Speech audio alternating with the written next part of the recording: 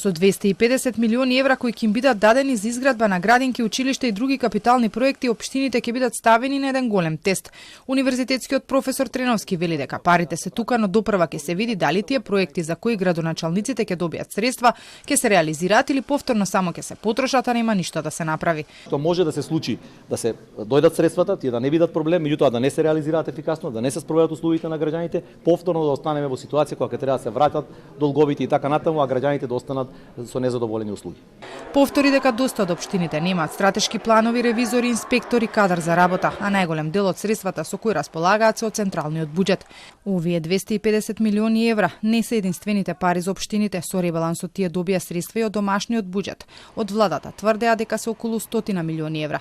И покрај бројните проблеми со кои се соочуваат, председателот на ЗЕЛС Ѓоргиевски е убеден дека со овие средства ќе се решат долгогодишни проблеми.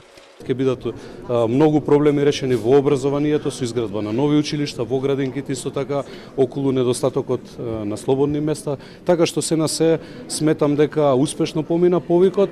Но според анализата во подпрограмите на 6 министерства, вкупно во програмите за инфраструктурни проекти на општините со ребалансот, пресметката покажува дека се обезбедени околу 70 милиони евра, што е помалку од 100 милиони кои ги споменува владата.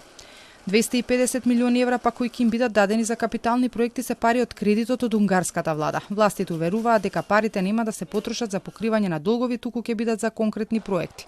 За време на претходната влада од буџетот на општините им беа доделени над 50 милиони евра за да ги затворат дупките, но и тоа не помогна.